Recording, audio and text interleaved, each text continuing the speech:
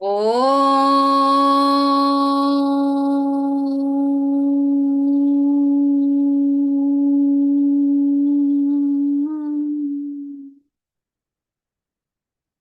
திருமூலரின் திருவடிகளை வணங்கி இந்த வகுப்பை தொடங்குவோம். இன்னைக்கு நம்ம பார்க்க போறது திருமந்திரத்துல மூன்றாம் தந்திரம். அட்டாங்க யோகம் பார்த்துட்டோம். அட்டமா சித்தி பார்த்துட்டு இருக்கோம். முதல் சித்தி அனிமா சித்தி பார்த்தோம். அனிமா சித்தில நாம அணுவவிடவும் சிறியதாக மாறிடுவோம் அப்படின்னு பார்த்தோம். அப்ப கற்பனையா உணர்ந்து பாருங்க, நம்ம உடனே சின்ன சைஸா அந்த லில்லி புட்டா மாதிரிலாம் மாற மாட்டோம். நம்ம உடல் இப்படியே தான் இருக்கும். நம்ம கண்ணை மூடி உட்கார்ந்தோம் அப்படின்னா நாம ஒரு சிறிய உருவமா நம்ம மாறிடுவோம். நம்ம எந்த பொருளுக்குள்ள போய் பார்க்கணும்னு நினைக்கிறோமோ அந்த பொருளுக்குள்ள நம்மளுடைய உணர்வு போகும். நம்மளுடைய ஐம்புலன்களும் அந்த பொருளுக்குள்ள போய் அதுக்குள்ள இருக்கக்கூடிய தன்மைய நம்மளால உணர முடியும். நம்ம இதே மாதிரி தான் உருவம் இருக்கும். ஆனா நம்மளுடைய உணர்வு அந்த இடத்துக்கு போய் பார்த்துட்டு வர முடியும். இரண்டாவது சித்தி லஹிமா சித்தி பார்த்தோம். அதுல மின்னல் ஒளி போல நம்ம மாறிடுவோம். காற்றிலேயே அப்படியே டிராவல் பண்ணி போக முடியும். அப்ப அனிமா சித்திக்கு நாம சிறியதாக மாறி ஒவ்வொரு பொருளா போவோம். இந்த மின்னல் ஒளி போல மாறிட்டோம்னா காற்றிலேயே நம்ம இப்ப இந்தியால இருக்கும்போதே அமெரிக்கால என்ன நடக்குது அப்படின்னு கண்ணை மூடி உட்கார்ந்தோம்னா காற்று போல அப்படியே வேகமா போய் அங்க நடக்கிறத நம்மளால பார்த்து உணர முடியும். அது லஹிமா சித்தி. அடுத்து மஹிமா சித்தி, விஸ்வரூபம் எடுத்து பார்ப்பது. அப்ப இது எல்லாமே நம்ம இப்ப எதெல்லாம் கற்பனையா நம்ம போக முடியாதுன்னு நினைக்கிறோமோ அதெல்லாம் போய் பார்த்துட்டு இருப்போம். இந்த மஹிமா சித்திங்கிறது விஸ்வரூபம் எடுத்துட்டோம் அப்படின்னா நம்மளை விட இந்த அண்டம் சின்னதாயிடுது. நம்ம பார்க்கிற பூமி நம்ம உள்ளங்கை பந்து போல மாறிடுது. நம்ம அந்த அளவுக்கு விஸ்வரூபம் எடுத்து இந்த மாதிரி இந்த அண்டத்துல நடக்கிறதெல்லாம் நம்மளால பார்க்க முடியுது.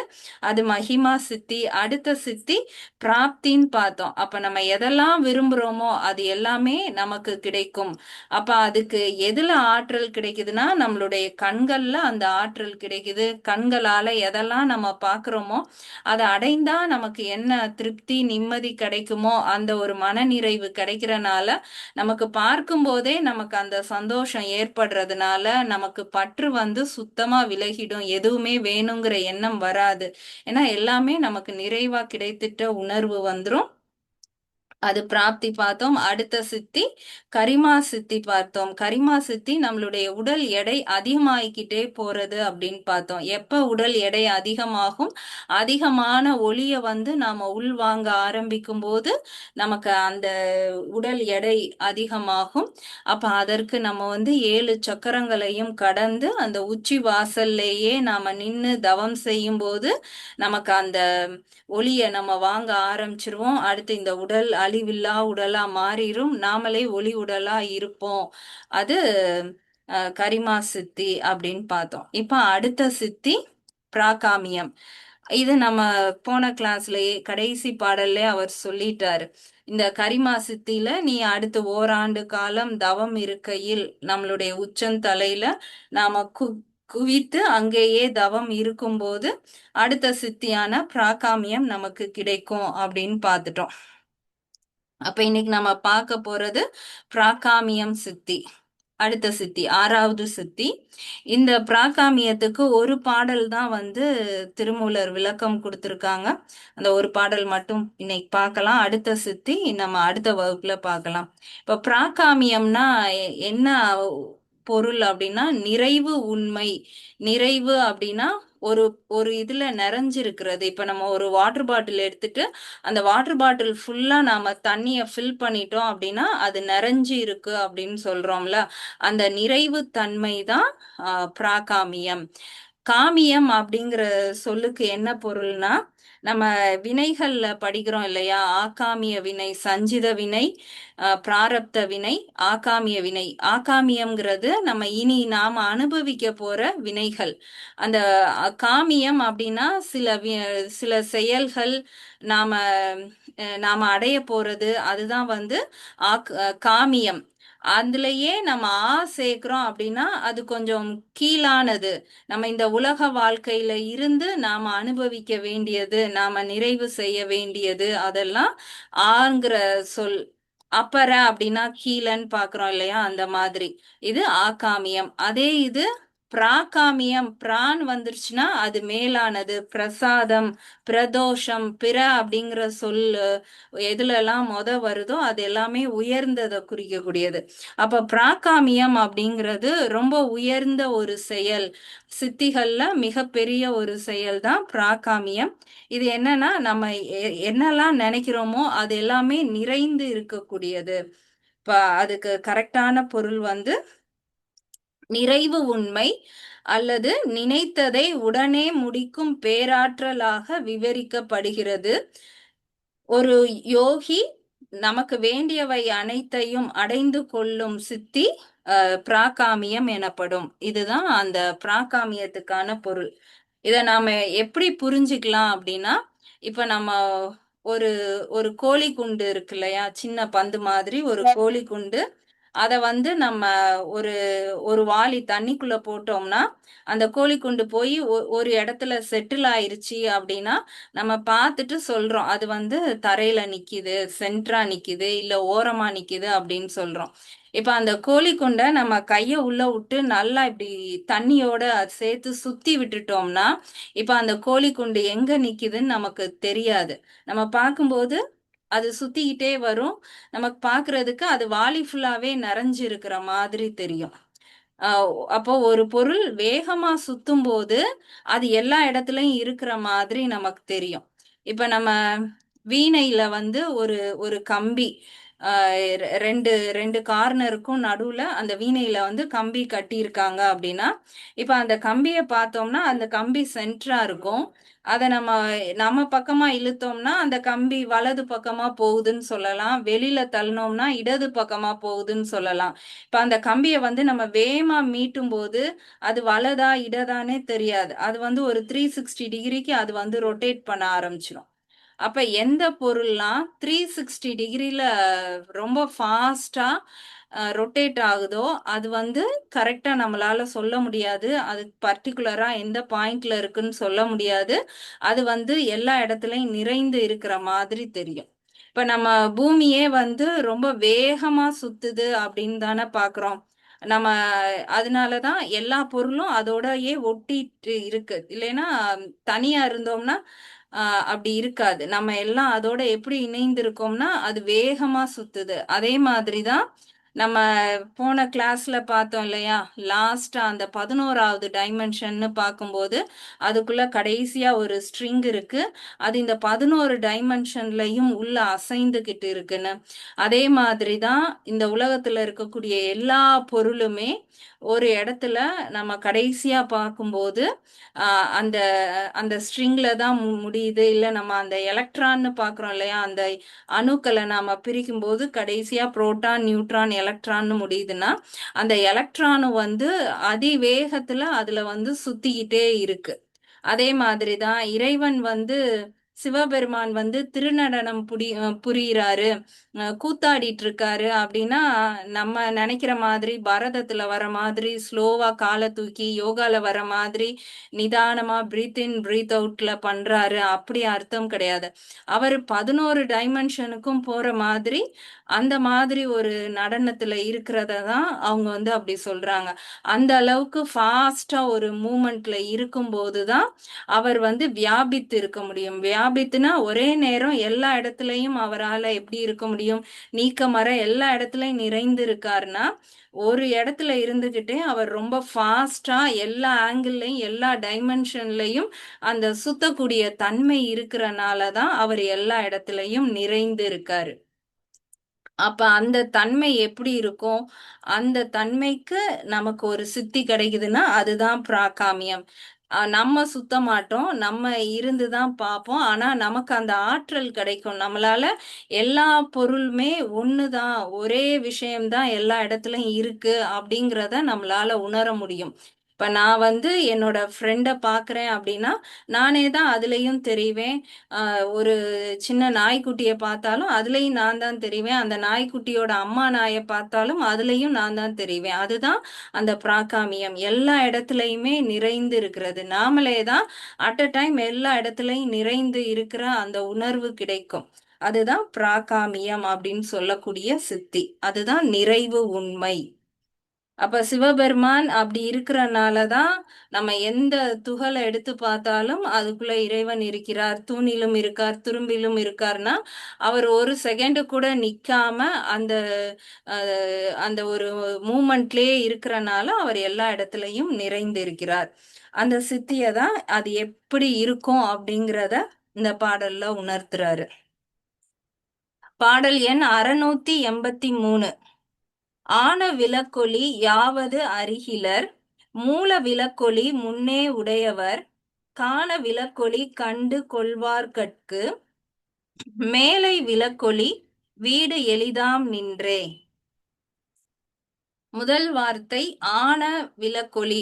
ஆன அப்படின்னா நம்ம ஆன அப்படிங்கிற அந்த அந்த ஒரு சொல்ல வந்து நம்ம எந்த இடத்துல எல்லாம் பயன்படுத்துவோம்னா, இப்ப அந்த பொண்ணு எப்படி இருக்கு அப்படின்னா, அந்த பொண்ணு அழகான பொண்ணு, அன்பான பொண்ணு, எங்க வீடு வந்து பிரம்மாண்டமான வீடு. அந்த ஆனங்க பிரம்மாண்டத்துக்கும் வீடுக்கும் நடுவுல ஆனவ சேர்த்துக்கிறோம். அன்புக்கும் பொண்ணுக்கும் நடுவுல அன்பான பொண்ணு, அழகான பொண்ணு. ஏன்னா இந்த அன்பு வேற, அந்த பொண்ணு வேற. ஆனா இது ரெண்டையும் பிரிக்க முடியாது. அந்த அளவுக்கு அது ரெண்டும் கலந்து இருக்கு. பிரம்மாண்டம் வேற, வீடு வேற. ஆனா ரெண்டையும் பிரிக்க முடியாதபடிக்கு அந்த வீடு இருக்கு. பிரம்மாண்டமாவும் இருக்கு, அந்த வீடாவும் இருக்கு. அப்ப அது பிரம்மாண்டமான வீடு. அப்ப அந்த ஆனங்கிற சொல் வந்து ஆஹ் எல்லாமாகவும் இருக்கக்கூடியது. அதுல இருந்து அதை பிரிக்க முடியாது அப்படிங்கிற அர்த்தம் தான் ஆன. ஆன எதை சொல்றாரு? விளக்கொளி. நம்ம எல்லாமாகவும் எல்லாத்தோடையும் நீக்கமற எப்படி அந்த அன்பான அழகானன்னு சொல்றோமோ அது மாதிரி எல்லாத்துடனும் ஆன எல்லா இடத்துலயும் இருக்கக்கூடியது. அது எதுனா விளக்கொளி. இறைவனை தான் இந்த இடத்துல விளக்கொளி அப்படின்னு சொல்லியிருக்காங்க. ஏன்னா இறைவனுக்கு வந்து நம்ம ஜோதி வடிவம்னு தானே சொல்றோம். நம்ம இப்ப வந்து உருவ நிலையா அவருக்கு சிவபெருமான்னு பேர் வச்சு பாக்குறோம். அடுத்து அவருக்கு அருவ நிலை இருக்கு, அடுத்து சொரூப நிலை இருக்கு, நம்மளால உணர முடியாத ஒரு நிலை இருக்கு இல்லையா? அத வந்து நம்ம ஜோதியா வச்சுக்கலாம். இந்த இடத்துல அது வந்து ஒரு விளக்கொளி அப்படின்னு சொல்றாங்க. விளக்கொளி அப்படின்னா நம்ம எப்படினாலும் புரிஞ்சுக்கலாம்.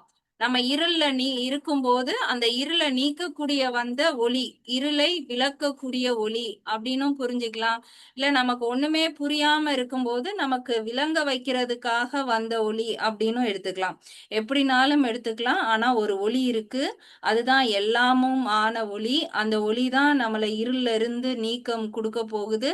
விளங்காத அனைத்தையும் நமக்கு விளக்க போற அந்த ஒளிதான் அந்த ஆன விளக்கொளி. யாவது அருகிலர். அது என்ன ஏது அப்படிங்கிறது நமக்கு யாருமே அறிய மாட்டேங்கிறோம். அது என்னன்னே அறியாமலே இருக்கும். மூல விளக்கொளி. மூல அப்படின்னா மூலாதாரத்தை தான் சொல்றாங்க. இப்ப நமக்கு மேல ஒரு விளக்கு இருக்கு. ஆனா அந்த விளக்கு வந்து இப்போதைக்கு இருட்டாதான் இருக்கு. அந்த விளக்க வந்து நம்ம ஏத்தணும், அந்த விளக்குக்கு உயிர் கொடுக்கணும், ஒளி கொண்டு வரணும்னா நம்மகிட்ட ஒரு சின்ன தீப்பெட்டி இருக்கணும். அந்த தீப்பெட்டியில இருக்கிற அந்த சின்ன பொறிதான் போய் அந்த விளக்கை ஏத்த போகுது. அப்ப அது மிகப்பெரிய விளக்கு ஒளியா இருந்தாலுமே அதை தூண்டுறதுக்கு ஒரு ஒளி வேணும் இல்லையா? அந்த ஒளி எங்க இருக்குன்னா நம்மளுடைய மூலாதாரத்துல இருக்கு. அதுதான் மூல விளக்கொளி. அப்ப மேல இருக்கிறது மேலனும் இன்னும் சொல்லல. ஒரு விளக்கு இருக்கு, அந்த விளக்கோட ஒளிய நீ யாருமே தெரிஞ்சுக்க மாட்டேங்கிறீங்க. அதுக்கு ஒரு மூலம்னா மூலாதாரம்னு எடுத்துக்கலாம். அதுக்கு ஆதாயம் அதுல இருந்துதான் வரப்போகுது. அதுக்கு அந்த ஒளிக்கு இந்த ஒளிதான் மூலமே அப்படிங்கிற மாதிரியான ஒரு மூல விளக்கு ஒளியும் இருக்கு. முன்னே உடையவர். அந்த அந்த ஒளி வந்து எல்லாருக்குமே முன்பே கொடுக்கப்படுது. பிறவிதோறும் நமக்கு அந்த ஒளி வந்து கொடுக்கப்படுது. அந்த மூலதார ஒளி எல்லாருக்குமே எப்பவுமே உண்டுதான். முன்னே உடையவர். காண விளக்கொளி. காண அப்படின்னா இந்த இடத்துல 2 சுழி நா வருது இல்லையா? அது வந்து கானம் அப்படிங்கிற சொல்லையும் குறிக்கும். கானம்னா பாட்டு. இந்த காண கருங்குயிலே அப்படின்னு சொல்றோம்னா அந்த அந்த குயிலினுடைய குரல் வந்து ஒரு ஒரு பாட்டு மாதிரி, கானம் மாதிரி, கானா பாட்டுலாம் சொல்றோம் இல்லையா? அந்த மாதிரியான விளக்கொலி. ஒலின்னு பார்த்துட்டோம். அதுல வந்து ஒரு ராகம் இருக்கு, ஒரு பாடல் இருக்கு, ஒரு சத்தம் இருக்கு அப்படின்னா, அந்த ஒலியில நாதமும் இருக்கு. அந்த நாதம் தான் ஓம்ங்கிற பிரணவம். அந்த பிரணவ நாதத்தோட இருக்கக்கூடிய அந்த விளக்கு ஒலி, கண்டு கொள்வார்கட்கு அந்த ஒளிய பார்க்கணும் அப்படின்னு சொல்றாரு. இந்த மூல விளக்க கொண்டுட்டு அந்த கான விளக்கொலிய வந்து பார்க்கணும், கண்டு கொள்பவர்களுக்கு மேலை விளக்கொலி. அப்படி பார்க்கிறவங்களுக்கு தான் அந்த ஆன விளக்கொலி தான் மேலை விளக்கொலி. மேலை விளக்கொலினா எல்லாத்துக்கும் மேலான ஒலி அதுதான், இல்லைன்னா மேல இருக்கக்கூடிய ஒலி அதுதான், எப்படினாலும் நாம புரிஞ்சுக்கலாம். அதுதான் சிவ ஒலி. அந்த மேல விளங்கக்கூடிய அந்த சிவ ஒலி வீடு எளிதாம் நன்றே. அந்த ஒளியில இருந்துதான் நமக்கு வந்து வீடு பேரு எளிதாக கிடைக்கக்கூடிய நிலை கிடைக்கும். அப்ப அந்த ஒரே வழிதான் வீடு பேரு கிடைக்கிறதுக்கு. மேல ஒரு விளக்கு ஒளி இருக்கு. அந்த ஒளி கிடைக்கணும்னா கீழ மூலத்துல ஒரு விளக்கு ஒளி இருக்கு. இந்த ஒளிய கொண்டு அந்த ஒளிய நாம ஏத்தணும். அந்த ஒளியில வரக்கூடிய கான ஒளி தான் வந்து நமக்கு வீடு பேரை கொடுக்கக்கூடிய ஒளி அப்படின்னு சொல்லியிருக்காங்க. அப்ப இதுல இருந்து எப்படி அவர் அந்த பிராகாமியம் அப்படின்னா நான் எல்லா டைரக்ஷன்லயும் சுத்தக்கூடியது, ஃபாஸ்டா சுத்தக்கூடியது, எல்லா இடத்துலயும் வியாபித்து இருக்கக்கூடியது, அத வந்து அவர் எப்படி சொல்றாரு அப்படின்னா அந்த விளக்கொலிங்கிறது மூலமா தான் அத சொல்றாரு. இப்ப நம்மளுடைய இந்த உடல் தான் ஒரு பலதோ பிறவிகளா நாம செய்த கர்ம வினை. இந்த உடல் தான் வந்து இருள். இப்ப இந்த இருளான உடல்ல நம்மளுடைய உச்சி வாசல்ல இருக்கக்கூடிய அந்த 10வது வாசல் தான் வந்து ஒரு சின்ன துவாரம். அது இப்ப நமக்கு அடைபட்டிருக்கனால நம்ம இன்னும் இருளுக்குள்ளேயே இருக்கோம். இப்போ நம்ம பயிற்சி பண்ணி அந்த 10வது வாசலை திறந்துட்டோம் அப்படின்னா அந்த அந்த 10வது வாசல் ஓட அளவு எவ்வளவு அப்படிங்கிறத இதுக்கு முன்னாடி பாடல்லே சொல்லியிருக்காரு இல்லையா? ஒரு மாட்டினுடைய வால்ல இருக்கக்கூடிய ஒரு வாலை எடுத்து அதை வந்து இத்தனை கூறுகளா பிரிச்சோம்னா கடைசியா ஒரு கூறு எவ்வளவு இருக்குமோ அதை விடவும் சின்னதா இருக்கும் அந்த உச்சி வாசல் அப்படின்னு சொன்னாரு. அதை திறக்கிறதுக்கு தான் நாம இவ்வளவு போராடுறோம். அப்ப அந்த அளவுக்கு ஒரு சின்ன வாசல் 10வது வாசலா நம்மளுடைய தலையில இருக்கு.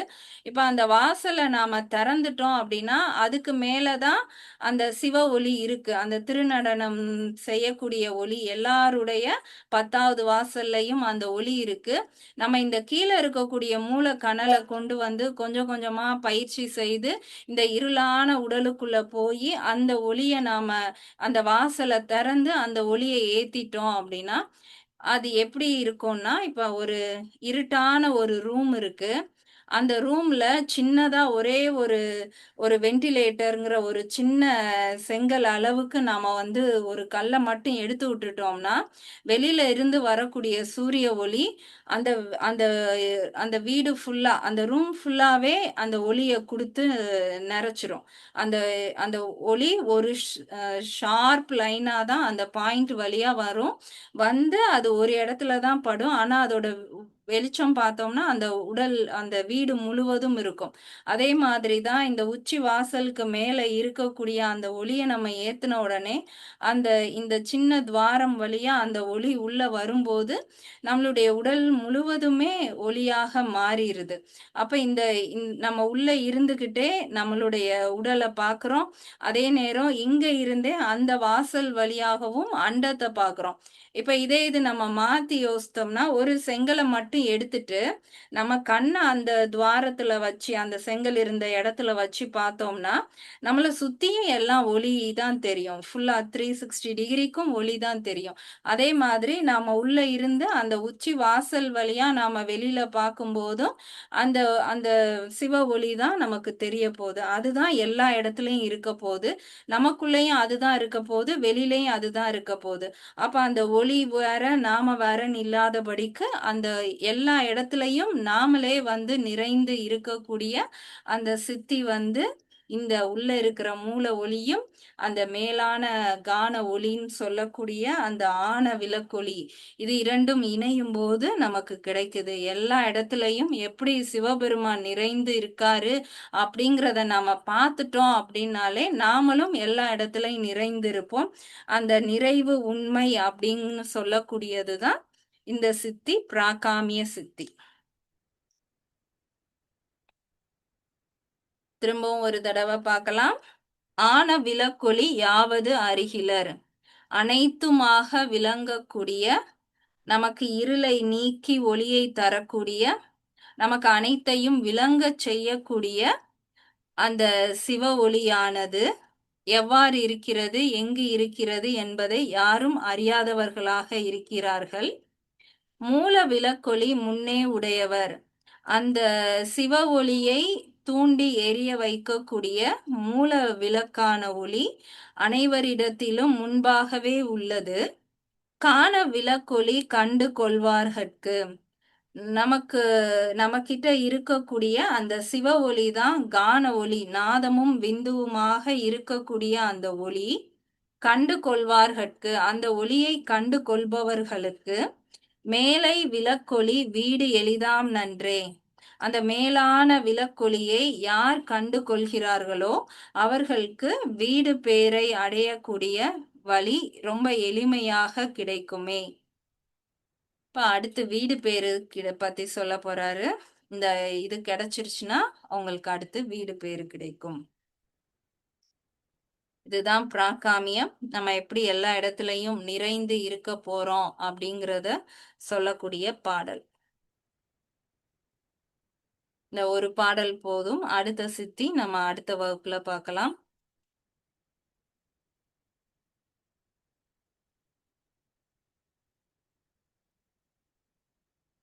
இதுல எதுவும் சந்தேகம் இருக்கா? நான் ஒரு பாட்டுங்கிறனால நம்ம ரொம்ப வேகமாவே பார்த்து முடிச்சிட்டோம். புரிந்திருக்கும்னு நினைக்கிறேன்.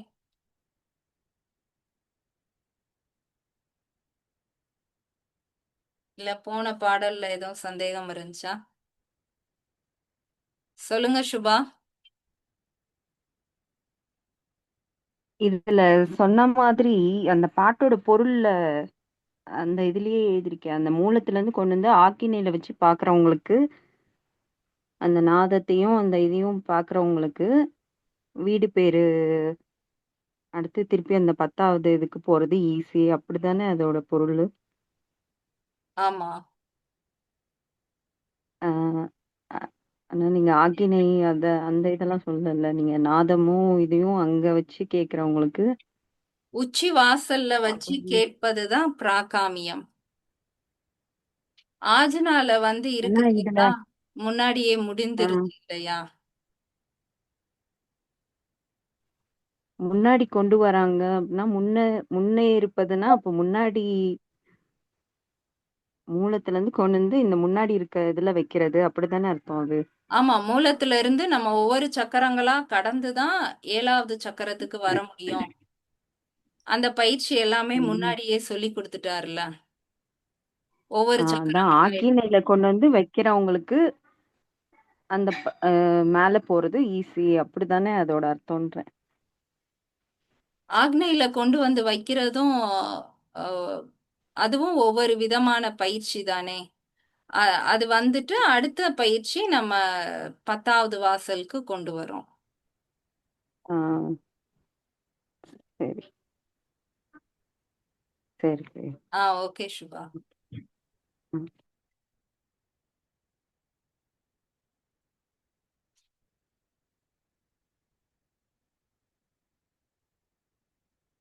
புதன்கிழமை கிளாஸ்ல அடுத்த சித்தி ஈசத்துவம் பார்ப்போம்.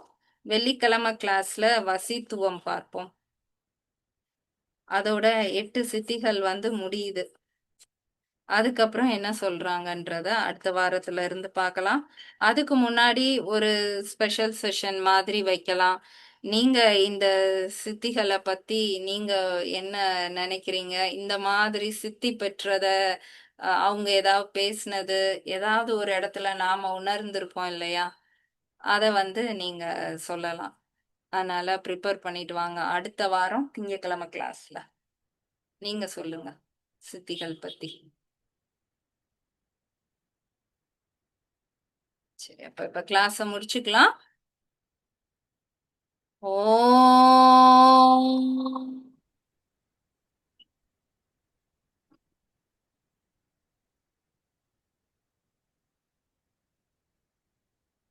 திருமூலரின் திருவடிகளை வணங்கி இந்த வகுப்பை முடிப்போம். அடுத்த வகுப்பில் சந்திப்போம். நன்றி. Thank you very much. Thank you sir. Thank you.